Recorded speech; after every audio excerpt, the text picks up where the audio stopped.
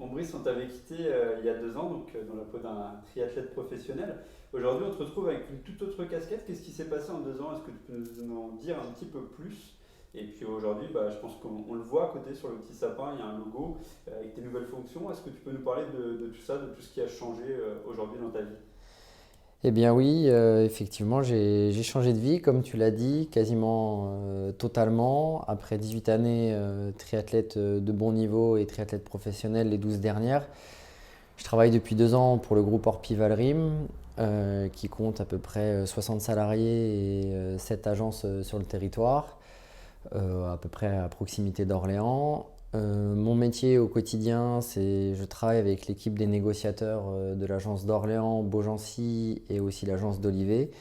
Donc avec 6 négociateurs qui sont eux déployés sur le terrain, très actifs en transaction.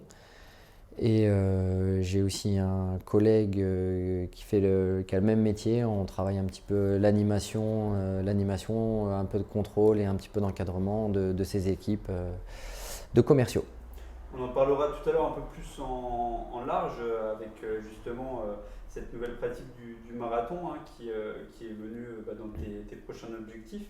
Qu'est-ce que ça a changé justement sur cette pratique sportive? Parce que forcément, quand on est triathlète, on est obligé de conjuguer dans une journée généralement entre 2 à 3 sports, donc la course à pied, le vélo, la natation.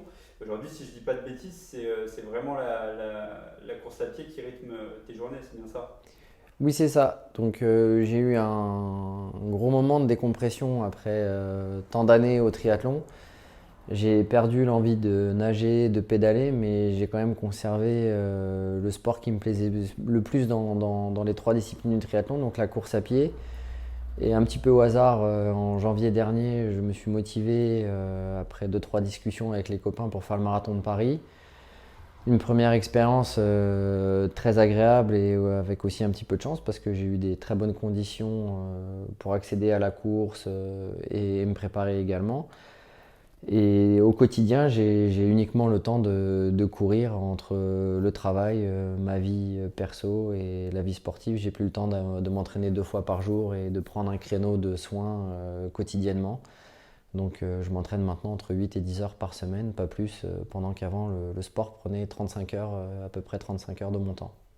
Justement, ce fait-là, comment tu t'organises et comment tu fais pour le gérer? Parce que forcément, ça doit susciter de nouvelles émotions. Parce que quand on fait ça, quand on est sportif professionnel, quand c'est son activité principale, on va dire que c'est plus facile dans une journée qui commence tôt le matin et qui peut se finir tard le soir de rythmer tout ça. Alors que là, quand il y a tes activités professionnelles, c'est plus délicat.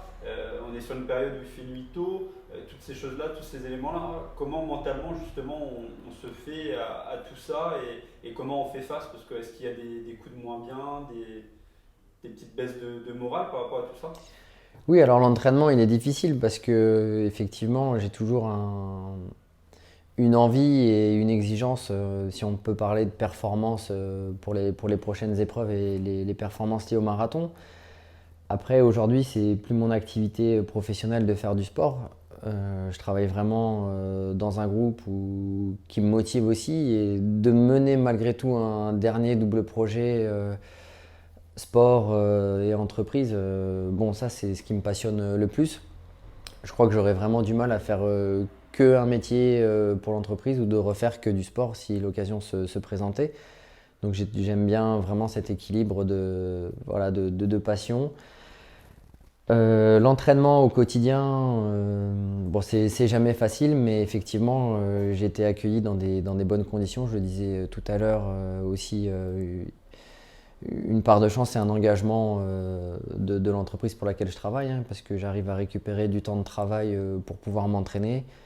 Parfois, j'aménage mes journées avec une pause plus longue le midi, où j'arrive un petit peu plus tard le matin, où je pars un petit peu plus tôt le soir. Et lors de mes 2 cycles de préparation marathon, donc que ce soit pour Paris ou que ce soit pour Valence dans quelques jours, j'ai eu un détachement de 12 jours pour pouvoir m'entraîner dans mon deuxième chez moi à Calvi en Corse où j'ai pu bien travailler et bien amorcer la préparation. Eh bien, écoute, justement, on va se retrouver dans quelques instants pour parler de cette seconde partie et de tes objectifs pour ce marathon de Valence qui approche maintenant à quelques jours du dénouement. Merci.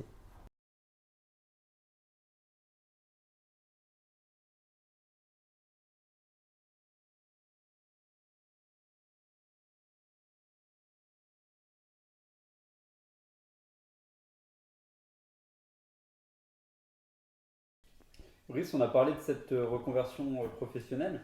On va parler maintenant de cette discipline. Comment t'es venu justement l'envie de te mesurer à la distance mythique qui est le marathon?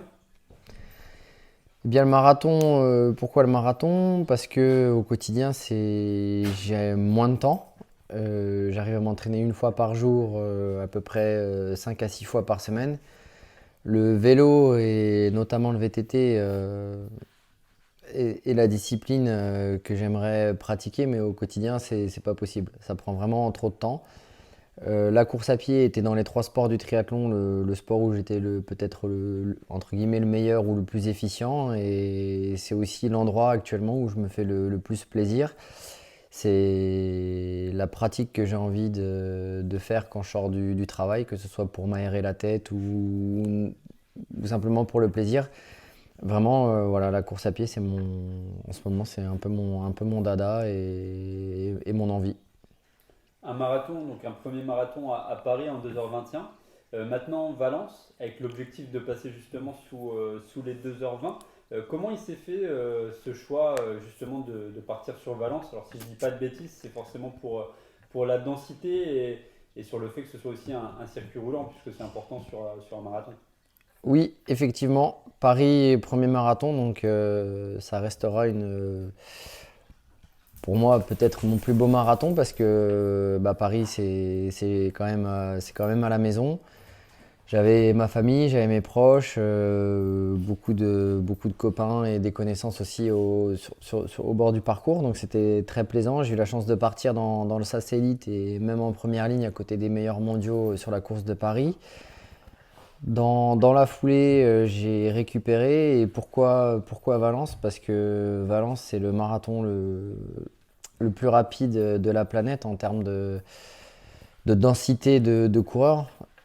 Cette année, il y a à peu près 200 coureurs inscrits en moins de 2h20. Tu l'as dit, à Paris, j'ai fait 2h21. Donc, je vais toujours courir avec des athlètes meilleurs, des athlètes plus forts, ce qui devrait me permettre, je l'espère, de me dépasser, de m'accrocher encore plus et d'aller chercher un chrono sous les 2h20.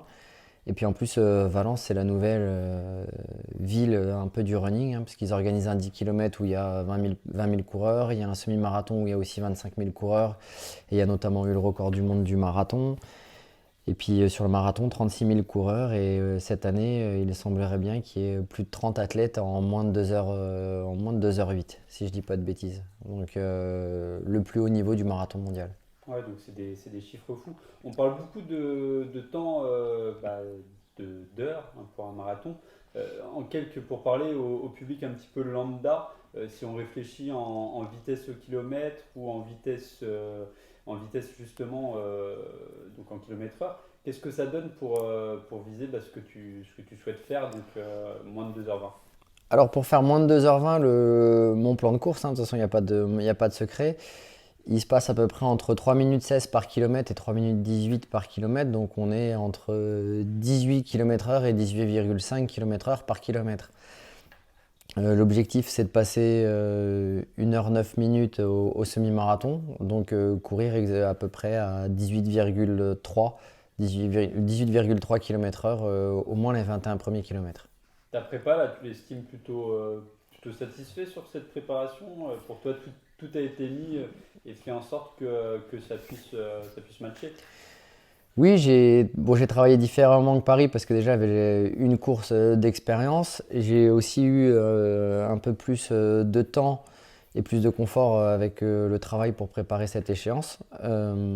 Après, le marathon, c'est quand même une course avec plein d'inconnus. On peut se dire et arriver prêt, avoir travaillé et se sentir prêt et avoir des problèmes ou quelque chose qui ne se passe pas bien dans la course. C'est à la différence d'un triathlon où on maîtrise plus d'éléments. Le marathon, il y a une part d'inconnu. Mais c'est sûr, j'ai mieux travaillé, je me sens plus en forme qu'à Paris. Le travail aux allures spécifiques a été plus volumineux, plus conséquent, et j'ai aussi travaillé plus longtemps. J'ai consacré quasiment 4 mois à cette prépa. Paris, ça s'était fait en 3 mois, voire 2 mois et demi. Et j'ai aussi amélioré quelques détails, notamment la récupération. Je travaille avec un kiné et un ostéopathe qui prennent vraiment, vraiment soin de moi. Comme pour Paris, et là de manière un peu plus qualitative, j'ai aussi fait un régime, voilà, enfin, en plusieurs étapes, mais je me sens bien, j'ai quand même globalement bien travaillé, et j'ai envie d'y aller, j'ai envie de prendre le départ, j'ai envie de voir les meilleurs de la planète et 200, plus de 200 coureurs qui vont aller bien plus vite, et puis aussi de courir avec 36 000 personnes, parce que les jours d'avant la course, il va y avoir de l'effervescence, et c'est aussi bien parce que la course à pied a vraiment pris son envol et c'est un sport où on voit de plus en plus de gens, on fait de plus en plus de connaissances et on partage de plus en plus de choses. On parle d'envol de la course à pied, on parle aussi d'envol des chronos, parce que les chronos actuellement, c'est quand même affolant. À côté de toi, tu as plusieurs paires de chaussures, donc les fameuses chaussures qu'on appelle carbone, hein, Oui. avec les plaques carbone. Moi, j'aurais voulu savoir ton avis sur ce que tu penses justement de ces chaussures et puisque tu les utilises, qu'est-ce que ça change pour toi? Alors forcément, on entend tout et n'importe quoi, hein, autour de ces chaussures. Euh, Moi, étant aussi coureur à pied, pour moi, je pense que ça fait pas tout, mais ça améliore sans doute sur la récupération, sur la fatigue musculaire, toutes ces choses-là. Qu'est-ce que toi, tu penses de tout ça? Oui, donc bon, on en avait parlé un petit peu avant. Donc je t'ai amené la chaussure que j'ai utilisée à Paris dans ma préparation du marathon de Paris. Depuis Paris, j'ai pas couru avec. Donc bon, ça c'est son nom scientifique, c'est l'Alpha Fly. Donc il y a une partie de carbone, une partie de mousse et puis des petits coussins d'air. Mais toutes ces chaussures, elles sont bien. Il y a un côté marketing, mais par contre, à titre perso, j'y ai trouvé un intérêt. Et déjà sur la première version, c'est l'économie de course et c'est le confort musculaire dans la durée. Je dirais pas que la chaussure me fait courir plus vite sur 5 km. Même sur 10 km, je suis pas certain que j'aille plus vite avec celle-ci qu'avec celle-ci, ou qu'une chaussure plutôt standard de compétition sans carbone. Par contre, ce qui est sûr, c'est que je peux courir plus vite, ou enfin, je peux courir aussi vite, mais plus longtemps. Donc, et ça se vérifie sur les prépas du marathon, hein, parce que il y a 3 ans, j'avais préparé un semi tout en chaussures classiques et j'avais fait le semi en chaussures carbone et j'avais été stupéfait par la récupération. Pas de courbature le lendemain, alors que chaque séance de la préparation, j'avais un peu des traumatismes musculaires pas très agréables. Après, l'avantage, il est effectivement dans le confort, l'économie de course, la légèreté, parce qu'elles ont beau être, tu vois, assez grosses, c'est quand même des chaussures hyper légères qui font en gros 220 grammes, voire 180 grammes. C'est confortable et puis quand on les met, on est content de mettre quelque chose aussi à un produit. Il y a un côté marketing, mais au moins on est chaussé avec le meilleur produit, les meilleurs y courent avec. À tout plein de niveaux, on peut se les procurer et on peut courir avec. Donc voilà, la technologie à l'avance, donc on prend le pas de la technologie. Et ce week-end à Valence, j'utiliserai celle-ci. Sans doute un des modèles les plus connus, hein, la Vaporfly. Et je me suis entraîné tout le cycle du marathon avec une autre, mais avec ce modèle-là. Et j'ai hâte de les mettre dimanche. Et puis j'espère qu'elles vont m'emmener en dessous les 2h20. Justement, dimanche, départ à quelle heure et comment on pourra suivre la course? Tout est fait sur le site.